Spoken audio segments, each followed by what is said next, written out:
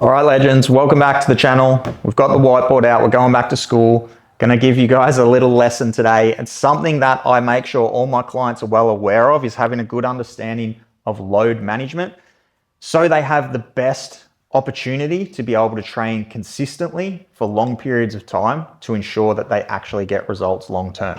So there's two key parts to load management that we're going to explain today. We're going to get through this pretty quick. Number one is allostatic load. Now, that's a big fancy word. An easy way to understand this, I'll put a graphic up on the screen so you can see this a little bit better, is the bucket analogy. So, if you can think of a bucket, basically everything in our life is filling the bucket up. All of the stresses in our life fill the bucket up. Our training, obviously, is a big one.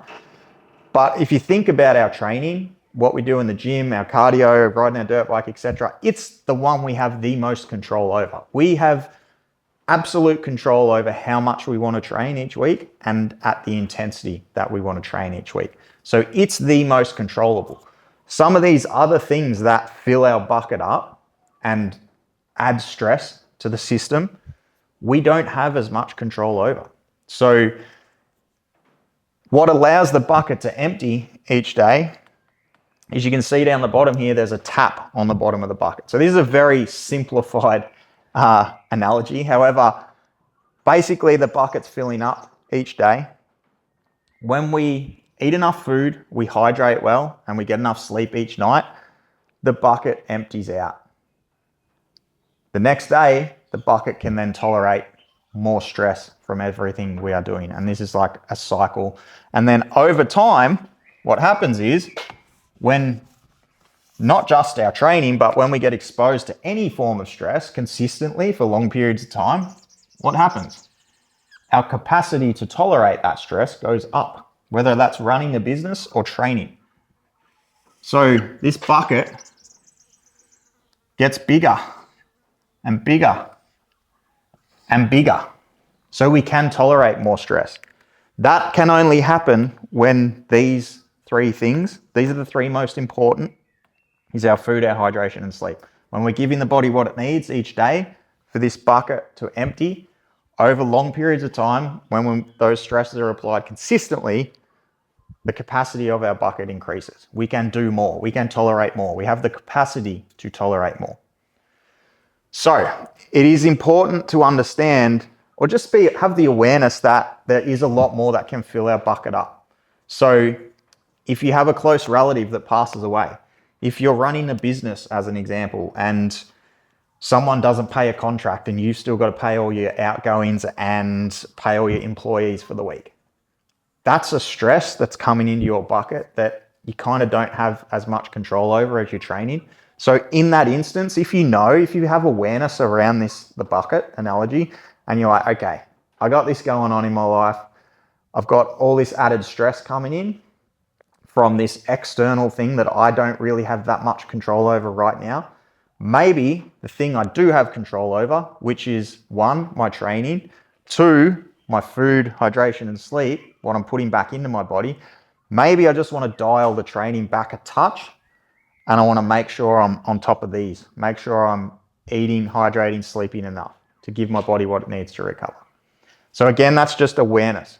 And when you understand this analogy, I think it's easier to have that awareness and then be able to apply it. Number 2, which is important to understand, is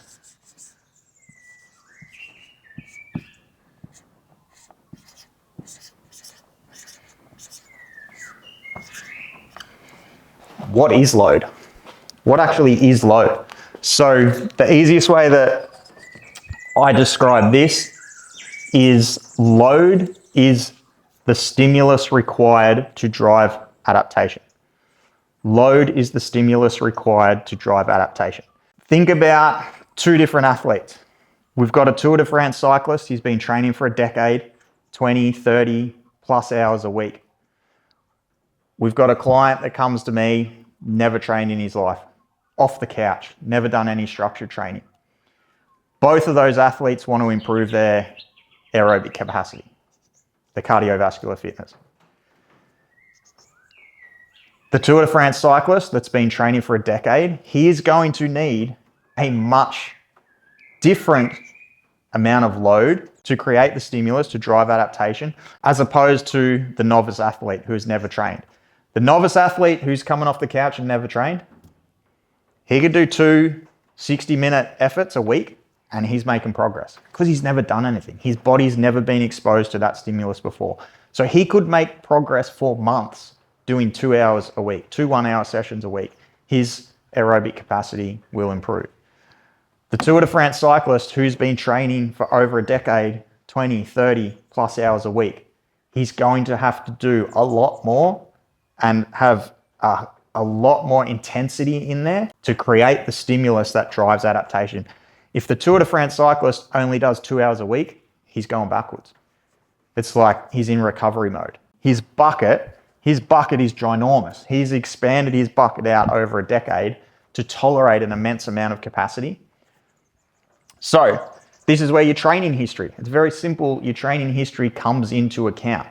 You don't have to do any more than you need to make progress. And that's something that I apply with my clients is how can I get them the most amount of progress with the smallest time investment? The biggest bang for buck, essentially. If I can get them to make progress on the smallest amount of time, that leaves us the volume lever as the last lever we can pull. So we're going to get to a point where the smaller amount of training, let's say it's 5 hours a week, 5 1-hour sessions a week. You're going to get to a point where the 5 1-hour sessions a week isn't enough to continue to make progress. You're going to need to do a little bit more. We want to milk as much as we can out of those 5 hours a week and get you as much progress as possible for as long as possible. And then when we get to that point, it's like, okay, let's pull that volume lever. Let's increase some volume in XYZ and continue to provide a stimulus that is going to drive that adaptation.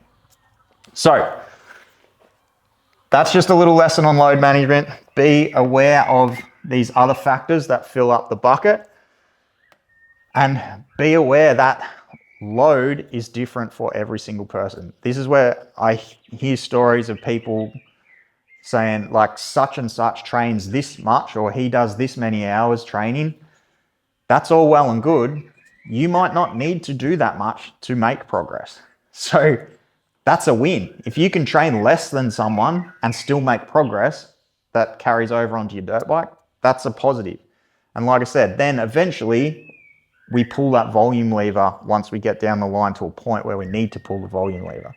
So understanding the bucket and understanding the load and knowing that you just need to do the right amount to help you to make progress. 2 big components when it comes to load management.